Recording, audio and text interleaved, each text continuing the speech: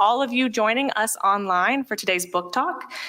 Before we begin, I have really just one announcement. This is not normal. Normally I have like 5. I only have one for you today. I would like to invite you next Thursday, November 21st, to come join us for our Food for Thought lecture.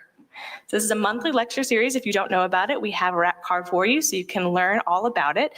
But next Thursday, it's going to continue with Montgomery Symphony Orchestra conductor Jamie Reeves as he presents Symphonic Composers of Alabama, the works of William Dawson, Margaret Bonds, and others.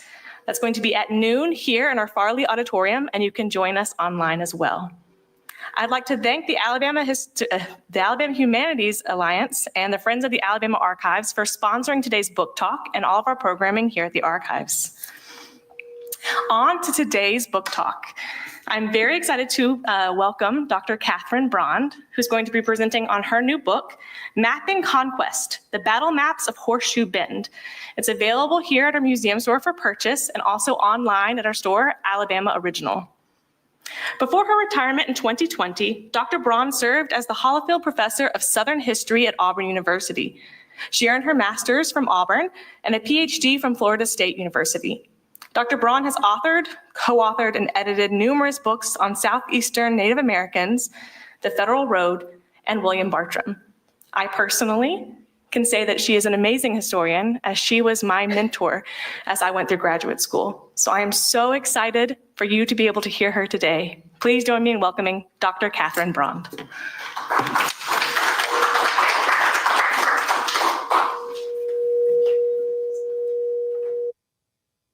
Thank you, Alex, and I thank everyone for coming, and everyone out there in streaming land, welcome as well. I want to not only thank Alex, but I want to take an opportunity to thank all the wonderful archivists here at the Alabama Department of Archives and History.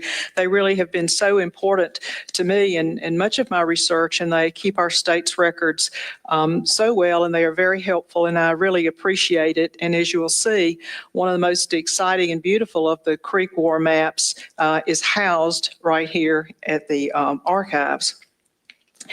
Well, I started studying the Creek War many years ago, too many to contemplate really. And one of the first things that happened is I was moving out of my favorite area, the 18th century, into the 19th century, was the park ranger at Horseshoe Bend National Military Park asked me if I would participate in a 2-year grant he had to locate documents pertinent to the Battle of Horseshoe Bend to make sure that the park historians and personnel had everything they needed on hand to interpret that incredible battle and battle site, which is now a National Historic Park. Let's see if I can get the map up there. Well,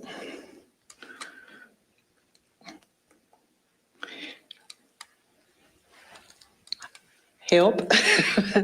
In any case, what happened during that 2-year period was I really tried to nail down the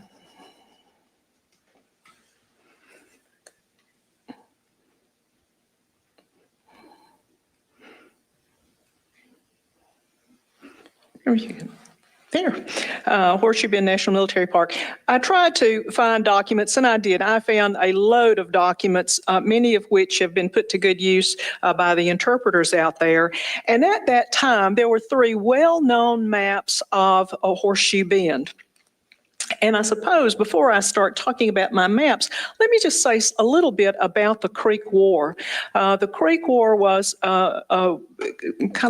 happened or began in 1813. It sort of happened simultaneously with the War of 1812. It is not really part of the 1812. It was a separate event, although in people's minds it gets folded into the War of 1812, that war between America and Britain.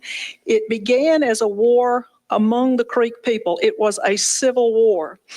And the National Council of the Creek People asked for help, really, from the United States government in putting down what we might really think of today as an insurgency. These were the Red Stick Creeks, the Creeks who raised the war club against their own leadership. They didn't like the way things were going. I don't want to get into the whole causes of the Creek War, but it's a devastating war that split the Creek people. And once the Americans became involved, it really becomes an invasion of the Creek country, with armies from Tennessee coming down from the north, from Mississippi heading east, and Georgians heading west to converge in the Creek Nation. They also had allies in addition to Creeks fighting for the National Council. There were also Cherokees who joined the Northern Army from Tennessee and Choctaw Indians from Mississippi. So it was a really big and important military event, and one that was devastating for the Creek people, no matter which side of the conflict you're on. And so the last and the largest battle and the most devastating occurred at Horseshoe Bend, which is very near here, very near Lake Martin, Alexander City, Dadeville, if you're there. And it was a conflict that had a prominent place in early United States history because it ended that war, and it was a huge American victory. So back to these maps of the battle. There were, at the time I began to work on this, 3 very well-known maps that had been used. And this is the one that is here at the archives map. And when I first started studying the map, I was talking to Ovi Jensen, who was the curator there, and I said, Ovi, why is this map called the coffee map in all the documentation the park had and all the historical studies and archaeological studies? And in fact, that's how it's cataloged at the archives too. And if you look here, you'd see that if you were a bibliographer, the title really should be Battle Fought 27th March 1814, and then it has an inscription for Captain Leonard Tarrants, which is hard to read, Winchester, West Tennessee, and then J.L. Holmes, who must be the guy who either sent it or drew it. And I looked at it and we finally decided, well, maybe they called it the coffee map because coffee's name's all over it. And that was and coffee is so associated with Alabama history. Well, this sort of bothered me as a historian because you want to know who drew the map and how it got where it got, and is it legit and that sort of thing. So that was bubbling in the back of my mind. And the other well-known map, this is a better shot of it. Can y'all see any details? It's a nicely drawn map as far as they go, and I've used it as a book cover before because it really is I'm an old geography major, so I love maps anyway. So this is a really nice battle map. The other map was the so-called Jackson map, supposed to have been drawn by Andrew Jackson and all that kind of stuff. Well, the problem with that is that's not Andrew Jackson's handwriting. And as I moved along and started looking at things, it became clear to me this was just simply added together with a report that was found by him that's actually in his handwriting at Tennessee. So those were 2 maps, and they're kind of interesting problems there. And then there was the so-called Cheatham map. Now, John Cheatham was the cartographer for the Army, and he was the only military man who was tasked with drawing a map. And the copy that the park had was in the William Henry Harrison papers. And I said, why is that? William Henry Harrison doesn't have anything to do with the Creek War, and come to find out, there's a copy of the Cheatham map in the Harrison papers. So I began to sort through these things to try to figure out who drew the maps, why they were where they were, and that sort of thing. And there was also another one, and this one was well known to Alabama archaeologists primarily because it was in the Joseph Graham papers in the North Carolina State Archives. And Graham was the man who was in command of American troops at the end of the war at Fort Jackson, Fort Toulouse Jackson, that we all know about. And so those scholars studying Fort Toulouse had looked at the Jackson papers and so forth. And this was supposed to be the map drawn by William Carroll. And right away, when you look at it, you can see it says Battle of the Horseshoe, fought 27th March, 1814, as sketched by Colonel Carroll, now General Carroll. Well, if Colonel Carroll was sketching a map, that's not how he would sign his name, right? So obviously it's a copy of a map that Carroll had done and had gotten to Graham's possession after Colonel Carroll had received a promotion to General Carroll. And in fact, it is in the handwriting of someone that's on the staff of General Graham, who did a lot of other maps of the Fort Jackson thing. So all of these maps, it got me thinking, let's sort this out. Let's exactly figure out who drew them and where they are and that sort of thing. And so I finished that project, and time went on, and I continued my research on the Creek War. And lo and behold, I kept finding more and more maps. Eventually, I ended up with 12 of these little maps, 12 manuscript maps. And I started, besides the fact I was surprised and fascinated because most people, historians, had never mentioned them or looked at them. And I started thinking, well, what did they tell us about the battle? What did they tell us about the men who drew them?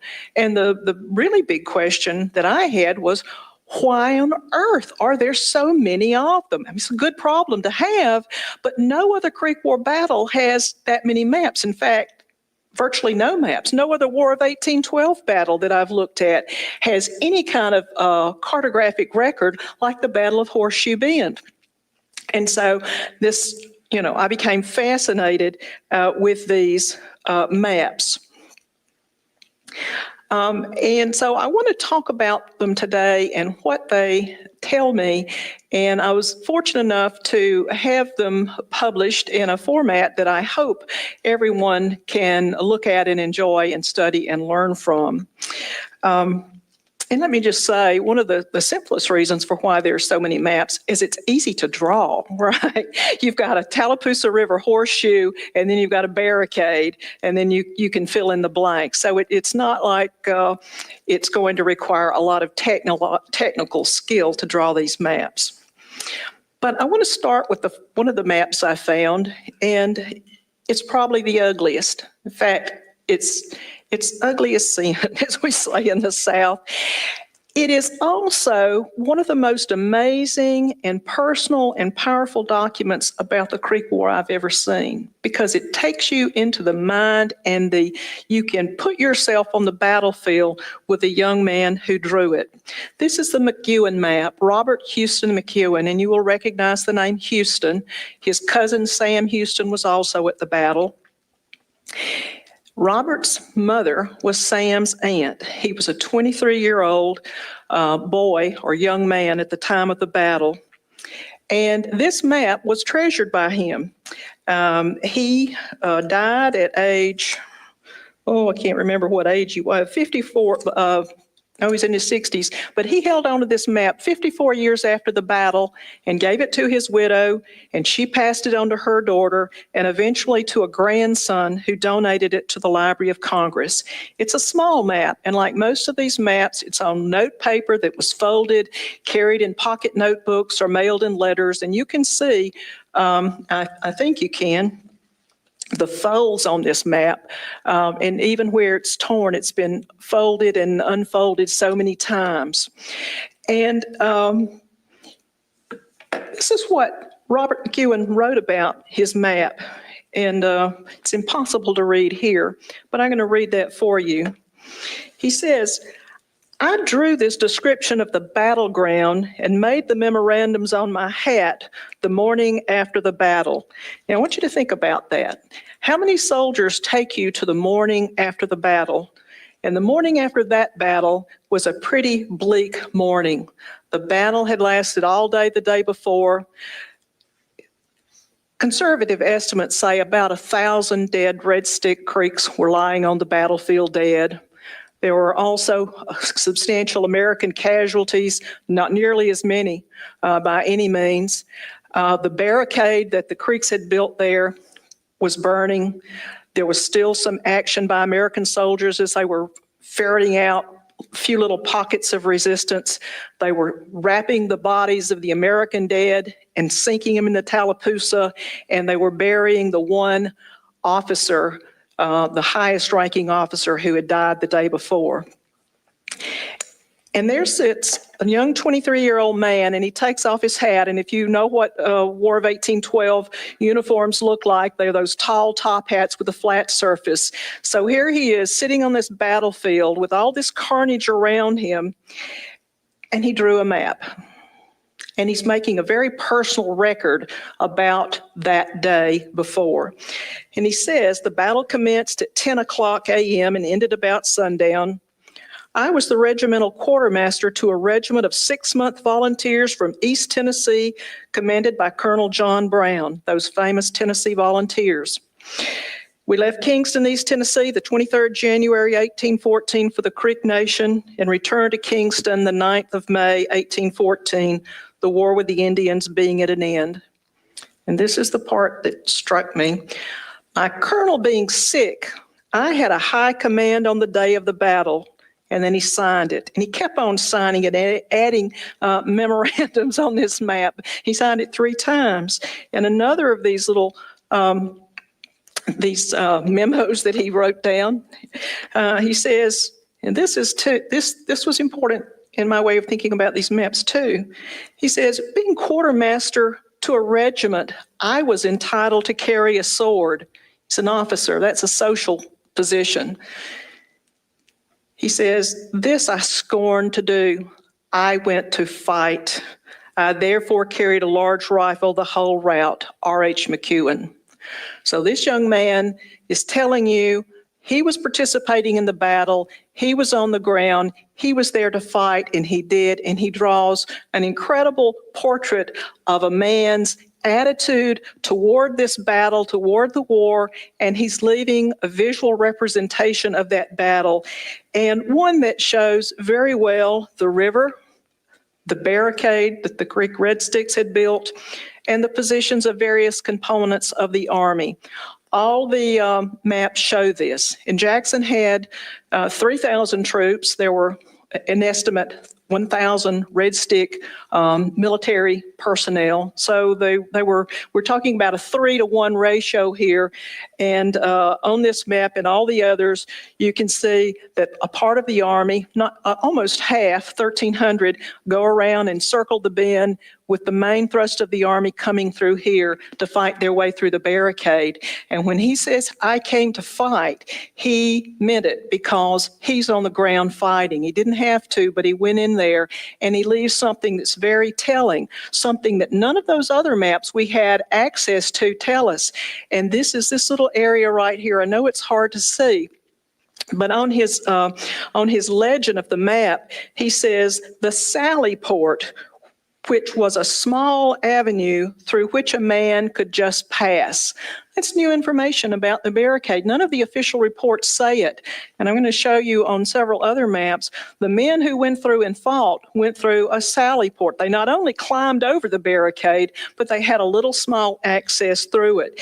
And so when you take all these kinds of little bits and pieces from all these maps and throw them together, you begin to get a very different picture of what that day was like and what that barricade was actually like. And remember, he says he gets back to Kingston the 9th of May, 1814. And look at the date on this map. This is a map probably drawn by Isaac Stevens. It's hard to pin down, but it was certainly included by him in a letter to his uncle who lived in Virginia, and he mailed it on May 12th, 1814. The troops had just gotten back. They're bringing their letters home, and off they're going. The official reports had already gone out to newspapers and to government officials, but now the men who were at the battle start sending their reports out.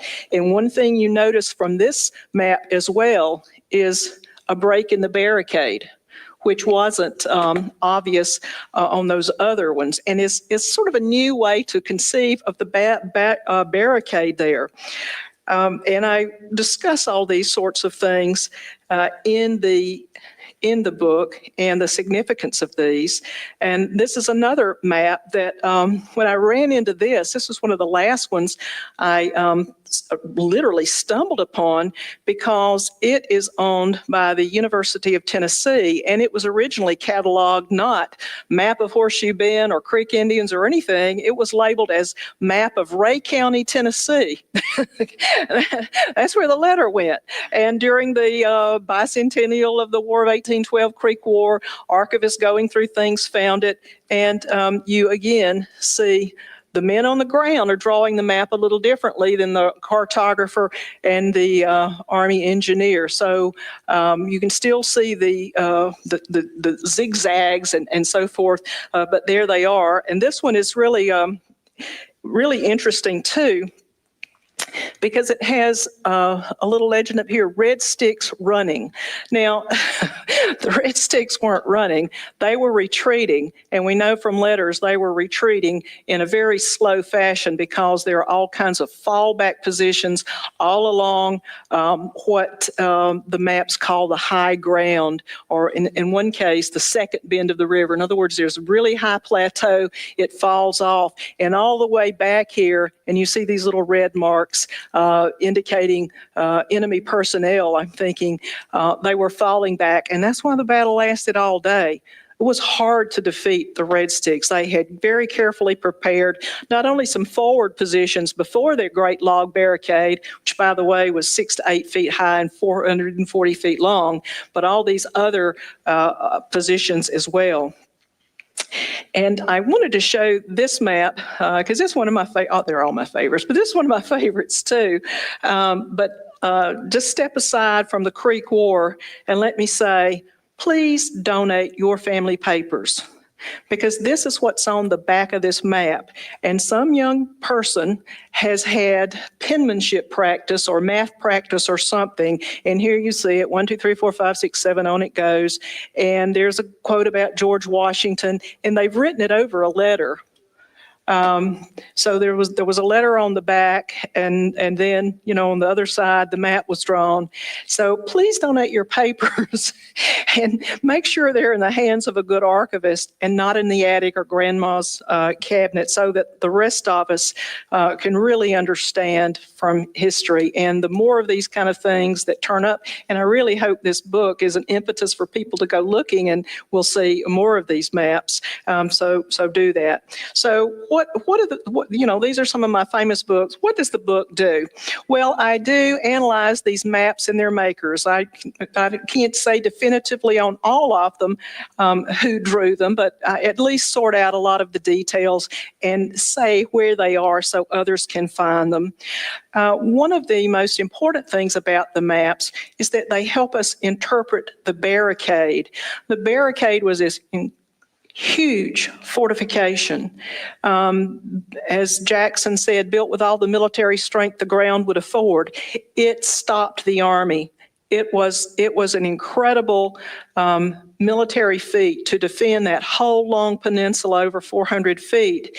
And in addition to that barricade, what the maps do is tell us a whole lot about the defensive works in front of it and in back of it. So one chapter looks at these maps and how they can help us better understand what that situation looked like. So while we don't have any maps drawn by Creek Indians for obvious reasons, there just weren't many men left to draw it on that side, we can use these maps to inform us about Creek military strategy. And that is another thing that the book tries to do, is understanding the Creek response to the American invasion, why they were there, why they built the wall, what was going on. And so other chapters of the book look at the way, and this was important to me as well, the way in which these maps became a means of memorializing heroism and sacrifice. They really were meant to celebrate not individual actions. None of these maps have, I was here and I did this. they're all about the Army. They're all about Coffey's forces move here. The cannon crew is here. The Army moved this way. It really became a way for these men who had gone through what had to be a very traumatic event to process and create a narrative about an overwhelming victory of which they were, very rightly proud. They had prevailed. They had done what they set out to do. And they view it as a great American victory. And indeed, it elevates Jackson from, sort of a figure in the Creek War to command of all the American forces, and off he goes to New Orleans. And as we say then, the rest is history. I mean, this was an astounding military success in a war, a larger war of 1812, in which the Americans had not had great success. So I look at the ways that these maps were used by these men of certain social standing. They're officers, they're highly literate, they're educated, and also it's pretty clear that the reason so many of these maps are available is because of the way these men valued their success. And on the anniversaries of the battle for many years, these veterans would gather, and I'm sure, show maps and so forth. So these maps are part of that larger commemoration of the success these Tennesseans achieved, and a help account for why there's so many maps. And while I was studying these maps, I necessarily collected, as I had done originally for the grant program, but I found many more, firsthand accounts of the battles. Many are published and edited, and some are available even online at the Library of Congress site as manuscripts and so forth. But I edited them and included virtually every firsthand account of the battle in the book. So it gets some of them quite repetitive. It also is illuminating in how these men, right after the battle in their officers' tents, are shaping the way that Americans will perceive this battle. And as such, I think the maps and the documents are really good for personal study as well as for students and everything. So I'm really proud to have these maps paired with their documents. So in line for this, they really do, and I will say this, tell us a lot about that battle, but they tell us a lot about the Indian fortifications as well. And what we get out of them is not that this was one big log wall. And no, the British didn't come up and help them build it. These were Creek, and I call them military engineers, because it really was a feat of engineering, and we have not worked out exactly how they did it or how it would appear. But they built it, and they built it quickly in a very short period of time, and they did a heck of a job that impressed the Americans. But they did more than build a wall. They built forward defense positions, they built fallback positions, and these maps and letters clearly indicate that. And I think that is an important contribution that the study of these maps makes. I have here the actual location of the barricade is unknown. Well, it is sort of known in a way. We're understanding it better and better and better. But I have a chapter on how archaeologists have used those three maps, what I call the Tarrant map or Holmes map or the Coffee map, if you want to go back that far, the Jackson map, and the Cheatham map, to overlay and use fancy computer software to try to figure out where the barricade was. And each time they've gone back, since the park was created in the late 60s, they've been able to use more and more sophisticated techniques to try to locate this. And this would be really helpful for not only understanding the battle, but interpreting it in a visual way for the park. And up on this map, you see this green line. This is the park's present interpretation, which is really a line of white posts stuck across the neck of the peninsula. And it really doesn't do justice to the notion of this big fortified wall that the Americans had to scale and climb and get over. And more recently, ground penetrating radar and some other sophisticated techniques have really been able to refine that. And I have the latest map of that in the book and discuss in some ways how having those 3 early maps kind of was not all that helpful, really. They found a lot of places, as one of the park historians said, where the wall wasn't, but we're still looking for exactly where it is. And you might think, well, how is it as an ethnohistorian and a Creek scholar, you're studying these maps of Americans and where are the Creeks in this battle, and they get their story too, because the maps really tell the real story about the battle and the fortification, the barricade. It was meant to protect a refugee village, one that was built recently, according to one of the letters, and one that had substantial civilian population housed there. The Stevens map actually numbers it 300 houses. And you see all the maps have substantial numbers of representations. And Greg Wesselkoff, who's really done the most of the archaeologists who's done the most work on this sort of aspect of changing construction types by native people in Alabama into the 19th century, thinks that they very well might have been log cabins. And I tend to agree with just about everything Greg says, because, even on the map cartouches, they're not drawing something that looks quintessentially like an Indian dwelling, right? These look like little houses, and maybe that's, just to indicate from the nature of something, a house. But I really think it probably is related to the kinds of construction that were going on. So the maps all point out this refugee village.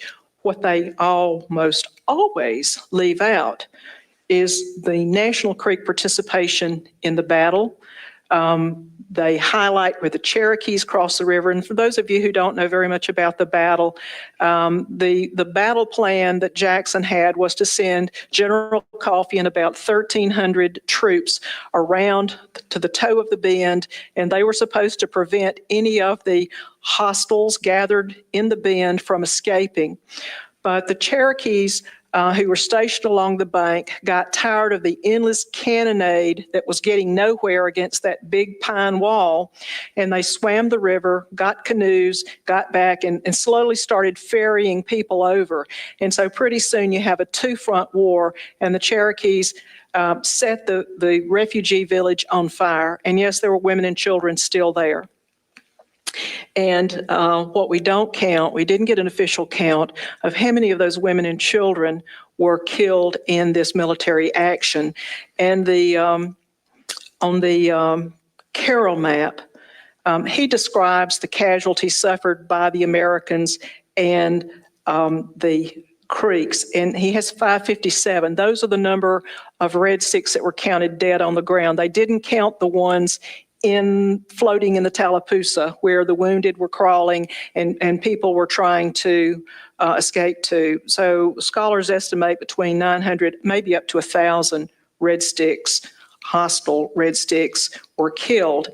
But on the Carroll map, he writes, and it continues from the back of the map. This is on the front of the map, right above the title of his map. It says, "The hostile Indians, 557 killed, but many of their women and too many of their women and children." And they were, I don't know that they, I don't think they didn't count them on purpose. They were in a situation in which the American Army left pretty fast, but they certainly, it was one of those situations where they'd rather not know exactly how many. And the other problem in all this was the Cherokee Indians started grabbing some of those women and children and taking them away as enslaved people. Many of those Creek women ended up among the Cherokees as enslaved. Some of the American officers also took some of the orphans or children who'd been separated as what were called at the time pets and raised. Andrew Jackson had 3 young Creeks that he took back to the Hermitage.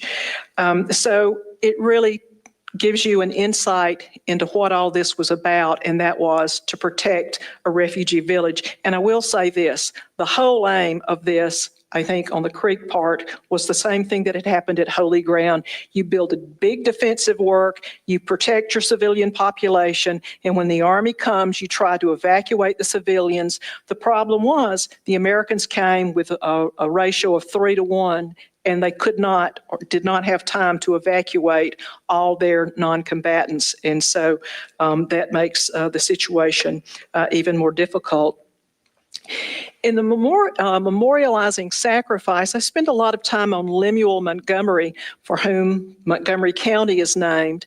And he was the highest ranking officer to die, and he actually gets elevated in the early histories as the first man to die, the first man to try to climb over the barricade. He was actually shot looking through a porthole. And so I examined, why was Montgomery, if you can read, it gives you a clue to the pronunciation there. Why was he lionized in this way? And this is a beautiful example of that, because this is where the 39th Regiment hit the wall. And it doesn't say 39th Regiment. It says that angle at which Montgomery fell. It's put there to say, this is where our hero died. And he is elevated to really symbolizes in the eyes of Jackson and all his army, this, heroic sacrifice. One early Alabama historian even says he was the most handsome man in the army, right? So he's young and handsome, and he sacrifices himself for American freedom, right? Well, maybe not. But his story becomes one of the dominant interpretive themes at the park, even through today, even through the bicentennial. And for those of you who know Alabama towns, 2 other officers also died, Michael Moulton and a second lieutenant named Somerville. They have cities in Alabama named after them. They are early settlement cities. So all the officers are memorialized by geographic names in the state. So memorializing sacrifice and understanding how these maps are meant to tell the story of this battle in a certain way are important in one chapter. And then the documents. And this is where William McIntosh, who is much vilified in Creek history for basically giving away or dispossessing the Creek Nation of their Georgia lands by signing a treaty with the United States in 1855. He was there in charge of the Creek troops, and what he was busy doing, it appears to me from the very limited references there, is he was trying to grab Creek women away from Cherokees who were trying to imprison them. And the day after, he escorts some of the remaining women that they have in custody up to Huntsville. And to Andrew Jackson's credit, he sends a note that says, take care of them, make sure they're housed and protected. And McIntosh is the one who also carried a lot of the early letters and battle reports from the battleground. He left that day. And so, and this is a beautiful portrait of him held by the archives. So the book takes you through, who drew the maps, why they're important for understanding the battle, how they're important in helping us understand how the history of the battle has been told. And also, I think, very important for people to actually have primary documents in their hands to read for themselves what people at the time said and be able to understand things better. So just to close, I want to just read a little short paragraph. American soldiers produce visual representations of the battle at the Horseshoe as souvenirs, as a way to explain and commemorate their great victory and to celebrate their success and heroism. Their maps were preserved, shared, and widely printed in newspapers and magazines and books in our own day. Archaeologists have used the battle maps in attempts to locate the actual site of the barricade. These important maps reveal the mindset of the victors and the manner in which the American Army achieved total victory. They are war memorials, celebrations of conquest. But more importantly, and I want you to remember this, these maps are essential to explaining the Red Stick side of the story. American maps highlight the fact that Red Stick defensive strategy centered on the protection of a civilian population against an invasion force tasked with the total destruction of their towns. And virtually every Upper Creek town was burned and destroyed in the war by one side or the other, mainly the Americans. The maps explain not only how the American battle plan unfolded, but how Red Stick aims shaped the kind of battle it was, why it took place where it did in that defensible, what they thought would be a defensible peninsula in the Horseshoe with a protective wall in front of it. And it also explains why the Red Stick defenders fought valiantly to the last man. They would not surrender, said Jackson, even with a sword at their chest. They fought to save their families. Thank you.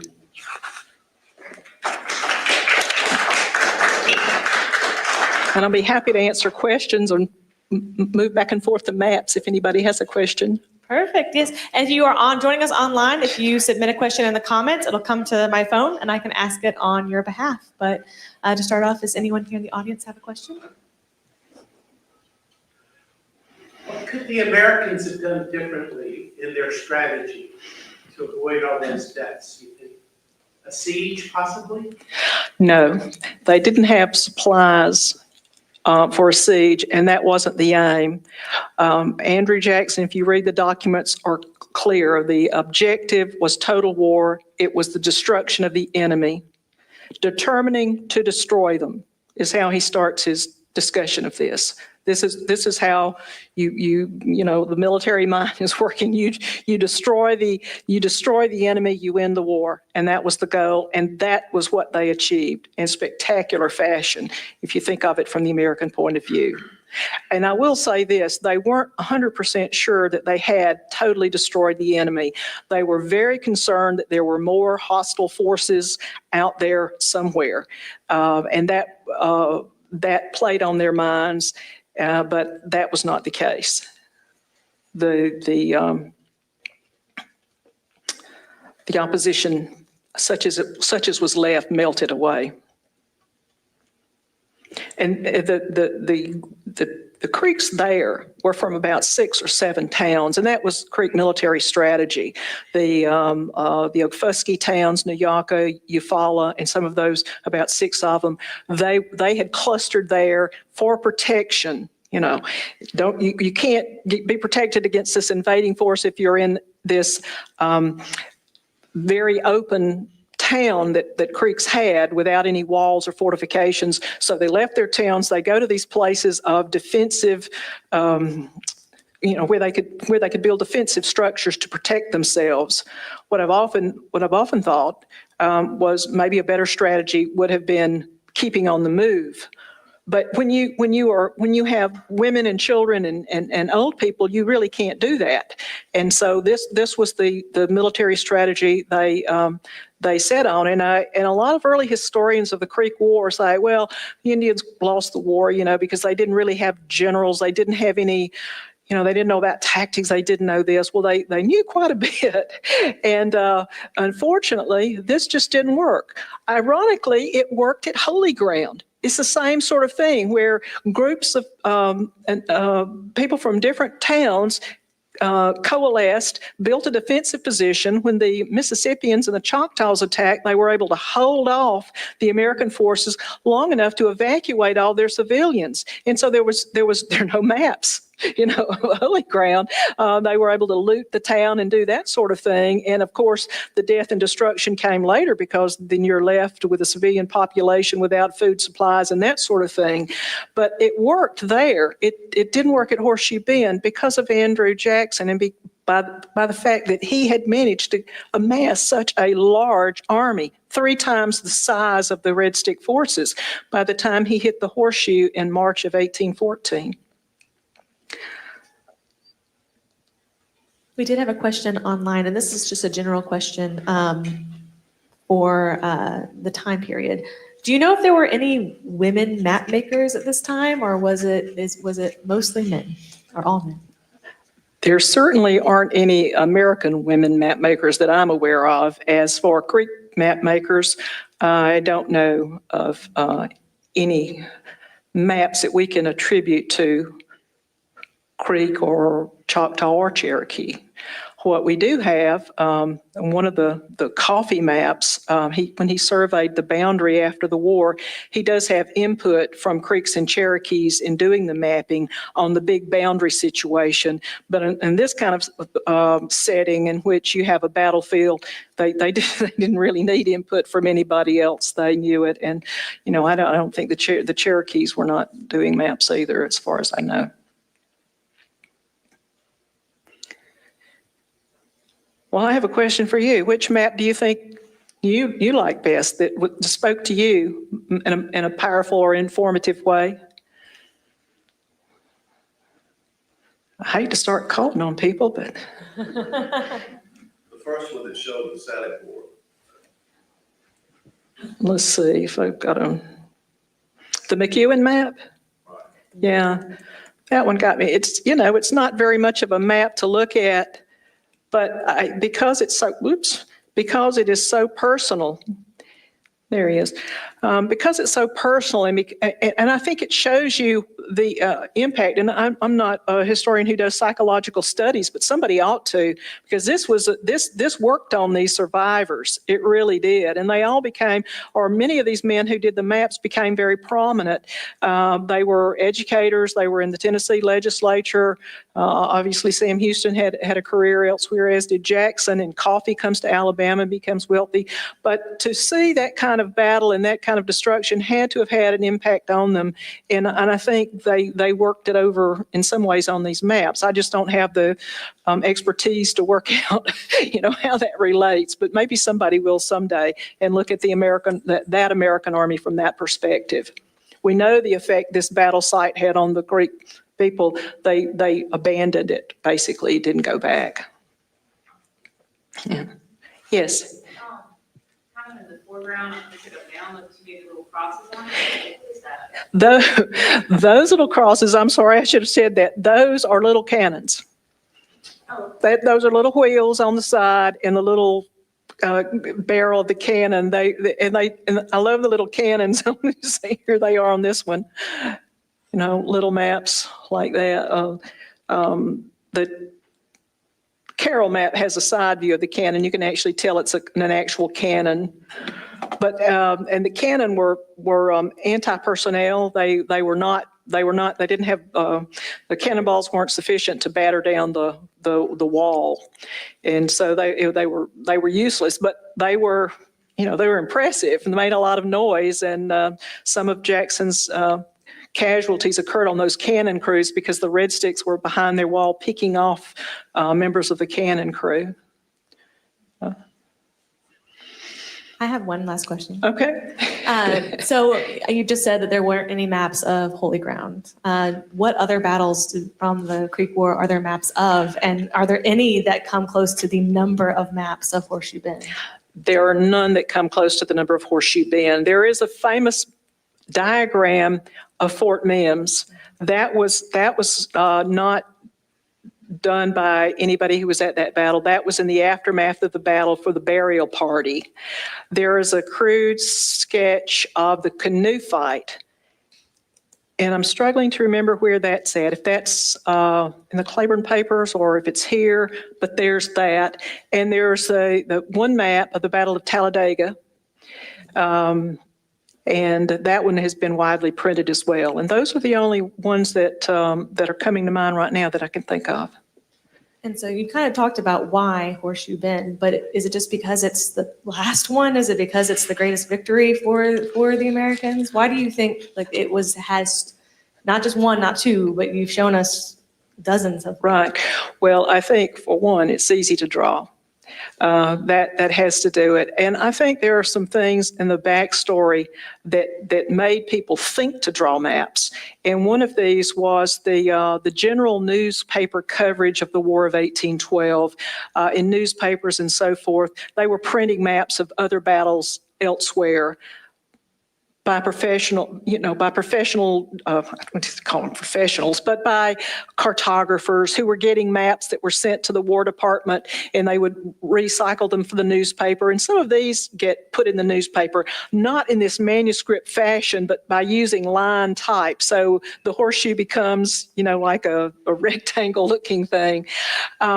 So maps were becoming important in the American way of understanding the war. So I think there was that background.